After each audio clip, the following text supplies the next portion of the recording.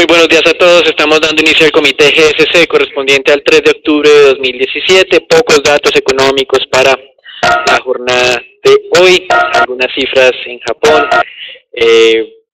Declaraciones también de miembros de la Reserva Federal, como Powell, quien, como ustedes bien saben, se reunió el viernes pasado con Donald Trump y en la que el mercado está especulando que probablemente el presidente de Estados Unidos está sondeando a Powell como un posible sucesor de Janet Yellen.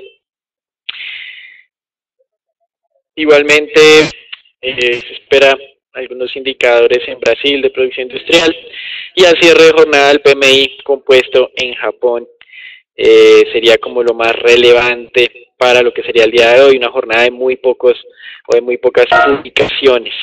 Con relación a los anuncios en las últimas horas hemos visto repercusiones adicionales sobre lo que fue el referendo independentista de la región catalana del domingo pasado. En el Financial Times, un artículo considera que esa independencia es un riesgo adicional sobre la estabilidad no solamente de España, sino de toda la Unión Europea, recordando también que hay otras zonas, por ejemplo en Bélgica, en el norte de Italia y el tema escocés, que están muy pendientes de cómo va a reaccionar la Unión Europea ante este tipo de referendos.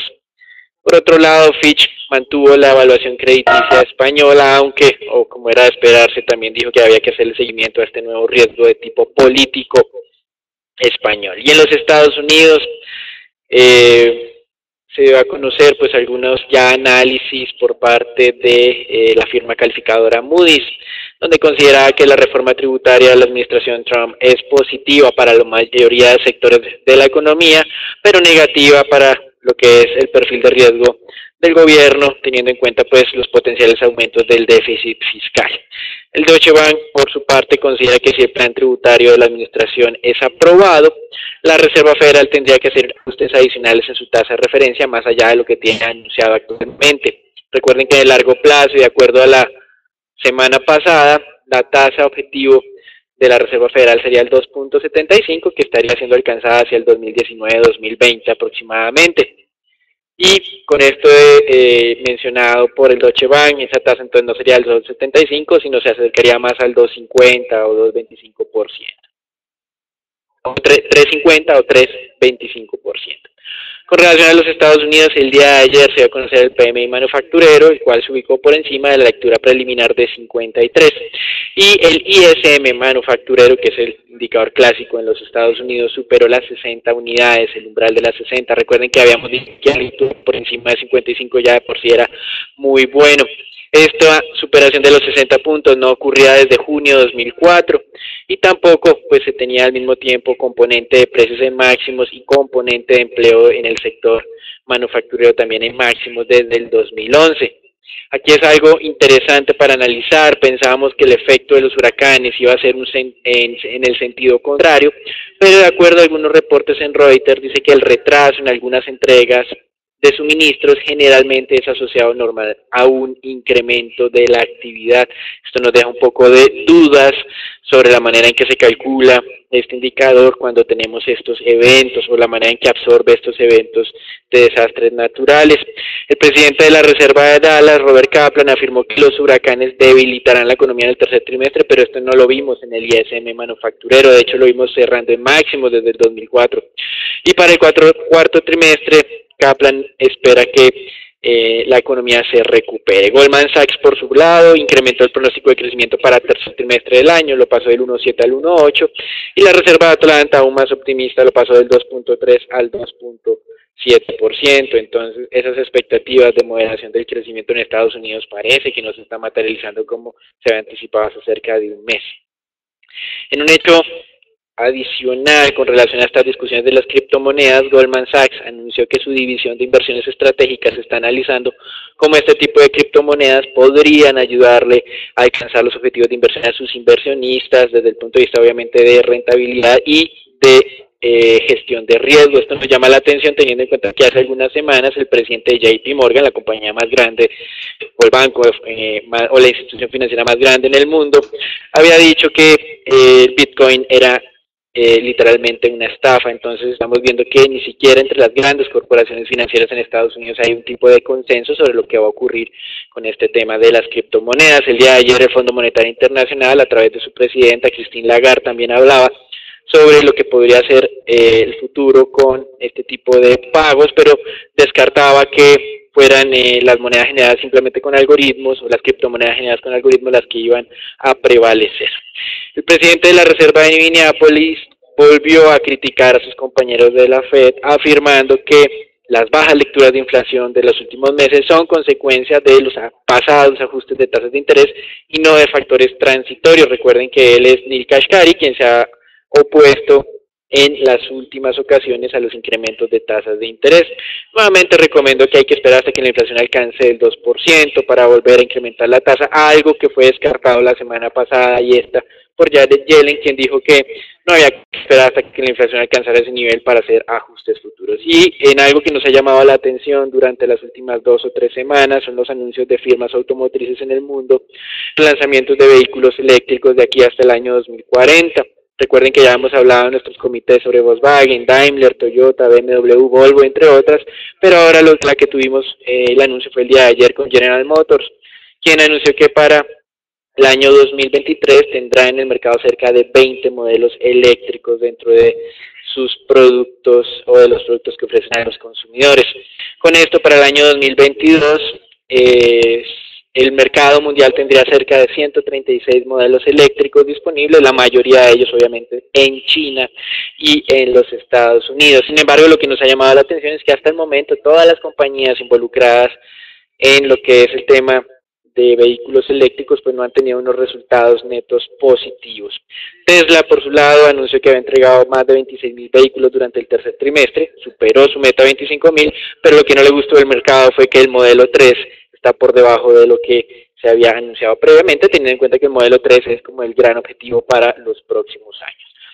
Por otra parte, en los Estados Unidos también para el sector automotriz se está esperando buenas ventas en el mes de septiembre. Hoy tenemos ese dato de ventas de vehículos, pues los efectos negativos del huracán Harvey sobre todo afectó o dañó cerca de 1 millón de vehículos y se espera que en el mes de septiembre o en los últimos días de septiembre comience el reemplazo de estos vehículos. En contraposición, las que se verán afectadas sin duda pues son las aseguradoras.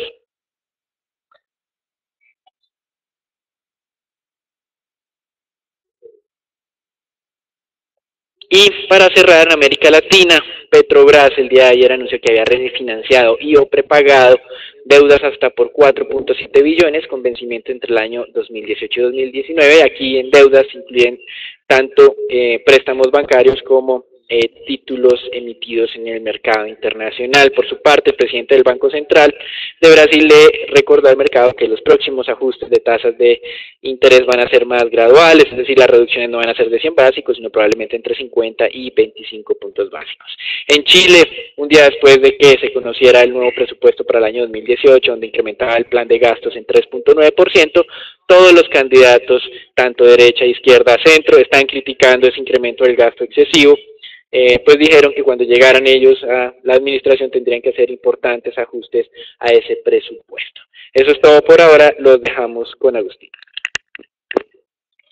Bien, y como lo mencionó Daniel anteriormente, la falta de noticias fundamentales relevantes hace que el mercado esta mañana presente un comportamiento generalmente mixto y con unas variaciones muy leves. Simplemente destacar la pérdida que está generando, que se está presentando en el IBEX 35, que pierde cerca de 0.74% esta mañana, mientras que el resto de bolsas se encuentran con variaciones que no superan el 0.20% positivo o negativo. El día de ayer el índice Standard & Poor's alcanzó nuevos récords, al igual que el Dow Jones y el Nasdaq, principalmente impulsados después de que se dio a conocer efectivamente ese dato de PMI por encima de los 60 puntos, un dato que no había sido registrado en varios años y que es un gran impulso para lo que podría ser el resultado del tercer trimestre en el crecimiento, dato que será a conocer a finales de este mes.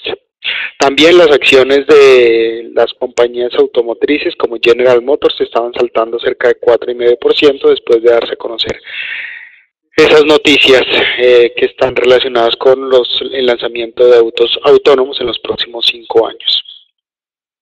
Esta mañana pues simplemente los inversionistas están tratando de ver qué es lo que ocurre con esta zona de resistencia. Ustedes pueden ver ese canal alcista que se está presentando en el índice Standard & Poor's, que continúa desempeñándose de acuerdo a la tendencia que fue alertada ya desde el pasado 27 de septiembre, cuando nuestro indicador estructural se modificó y lanzó ese punto verde de reingreso sobre los 2.500 puntos. Ahora observen ustedes que nos encontramos en la parte alta, atacando esa zona de resistencia sobre los 2.530 puntos, algo que podría generar algunas reacciones como fueron las que se presentaron en Europa esta mañana, donde algunos inversionistas estaban empezando a tomar algo de utilidades de los rallies presentados durante las últimas jornadas.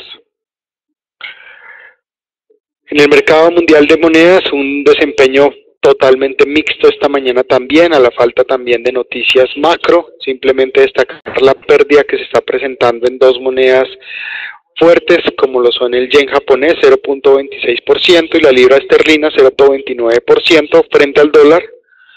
Pero podemos ver por primera vez una recuperación del euro, leve, pero interesante, 0.14%, después de que la noche anterior y esta madrugada hubieran disminuido las tensiones en la región de Cataluña. El resto de monedas ustedes pueden ver variaciones y desempeños totalmente mixtos, algunas monedas latinoamericanas perdiendo terreno como el peso mexicano, el peso argentino, el peso colombiano a esta hora de la mañana. En el mercado mundial de crudo estamos viendo esto sí es bien interesante, el cambio de tendencia, ese que veníamos monitoreando ya desde hace varias jornadas cuando encontramos esa señal de alerta inicial el pasado 28 de septiembre. Observen ustedes cómo efectivamente en la jornada de ayer se presentó la ruptura de esa zona de soporte sobre los $50.60 el barril, zona ideal para tomar posiciones cortas, nivel de alerta o cambio de tendencia si llegara a presentarse una consolidación arriba a los 51.71. Recuerdo que esta zona entre 51 y $49 el barril es una zona de consolidación también interesante. Dentro de ese rango debería mantenerse el crudo por ahora, y les recuerdo el día de mañana se darán a conocer los datos oficiales de inventarios de crudo en Estados Unidos. Algunas personas se mantienen a la expectativa de los resultados del Foro Energético Mundial que se celebra este año en Rusia. El mismo inicia el día de hoy y se extenderá hasta el próximo 7 de octubre. El ministro de Energía de Rusia mencionó que podrían tal vez tener una reunión informal donde se mencionarían algunos posibles acuerdos de la ampliación de los recortes de la OPEP que fueron acordados el pasado mes de noviembre. Les recuerdo que de todas maneras este grupo debería oficializar cualquier decisión en su próxima reunión de noviembre del año 2017.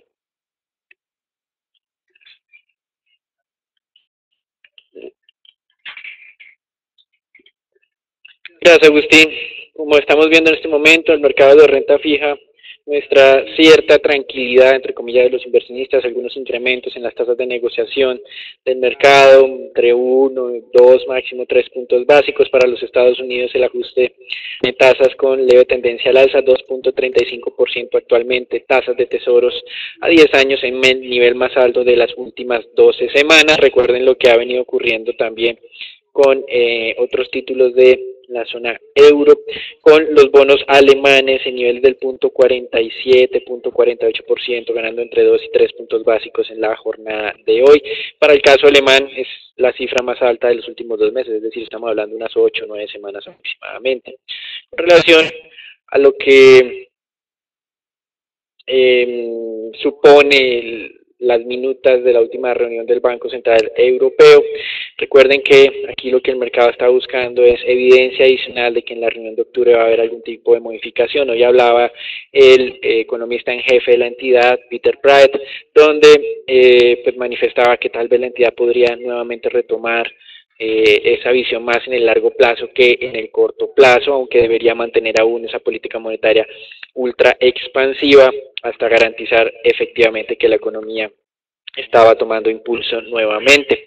Por lo tanto, será pues muy relevante cómo el mercado continúa absorbiendo y asimilando este tipo de referencias dadas por pues los encargados de política en Europa. Hasta aquí lo que es el reporte internacional. Damos entrada al informe Colombia, donde pues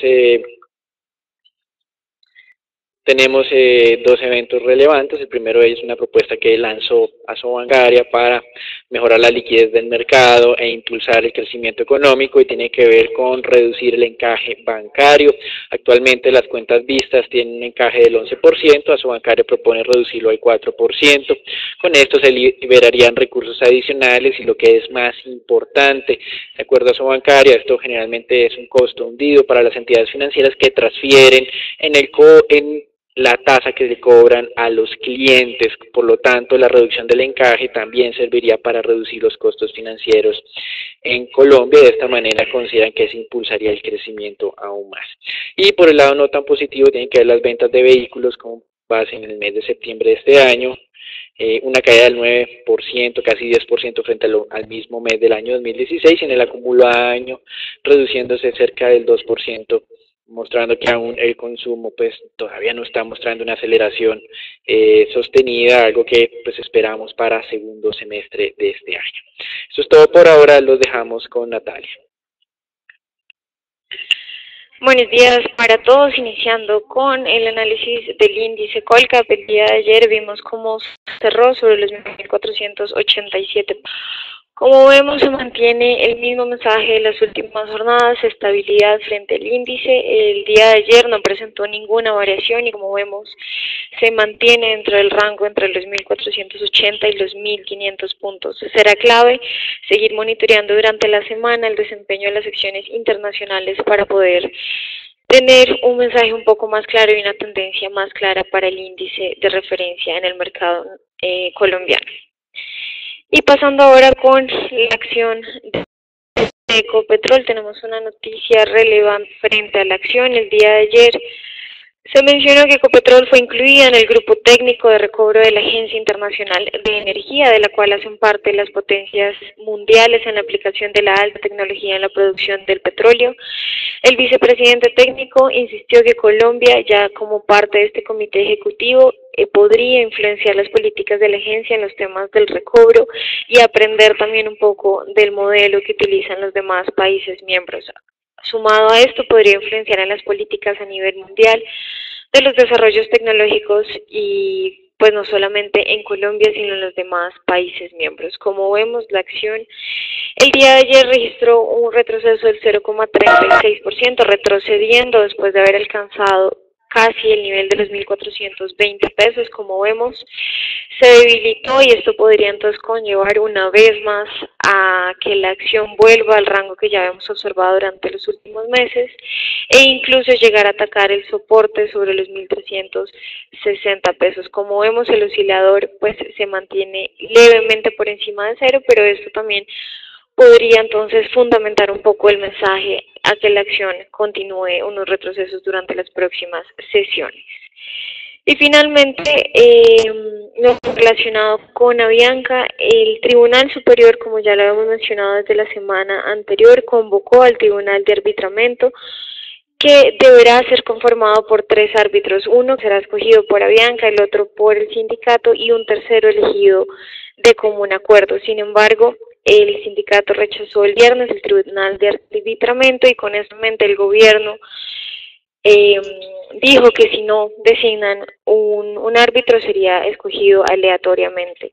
El día de ayer, sumado a esto, el sindicato interpuso la tutela contra el Ministerio del Trabajo por la resolución que había dado el Tribunal Superior referente al Tribunal de Arbitramiento, y el capitán Jaime Hernández, quien lidera el sindicato, pues se basa en el hecho de que la ley permite 60 días de huelga y solo al término de este periodo se podría convocar al tribunal, por lo cual vemos que el conflicto continúa y no se dan, digamos que, signos claros de un posible resolución en las próximas jornadas, pero será clave el día de hoy pues la decisión que tome tanto el Ministerio de Trabajo como el tribunal frente al conflicto entre las dos partes. Como vemos, la acción pues se resiste un poco a estas noticias fundamentales. Ya Vemos que después de haber retrocedido un poco después de ese nivel de los 3.000 pesos, el día de ayer aumentó y se ubica sobre los 2.875 pesos, por lo cual seguir monitoreando el nivel de los 2.800 pesos, pero pues a su vez mantener alerta pues frente a los eventos fundamentales que puedan llegar a profundizar un poco más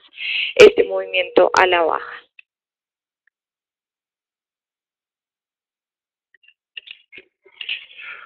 El peso colombiano se mantiene sobre esa tendencia alcista que fue alertada entonces desde ya el pasado 25 de septiembre sobre los 2.913 pesos. Podemos ver esta mañana el ataque a la zona por arriba de los 1.950, 2.960. Les recuerdo esa zona que habíamos analizado ya y había sido visitada a finales del mes de agosto.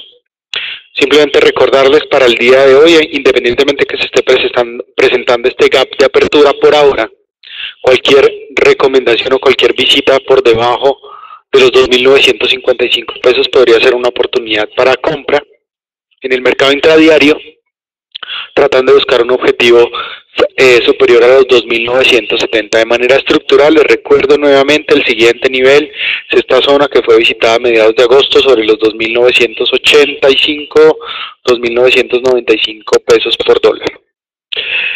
En el mercado de títulos de deuda pública el día de ayer observamos cómo la zona de riesgo fue atacada con éxito. Esa zona comprendida entre el 6.28 6.31%, de la cual habíamos hablado, fue atacada a media jornada. Ustedes pueden ver el indicador cambió de tendencia sobre las 10 de la mañana, alertando pues esa nueva confirmación al alza en términos de tasa.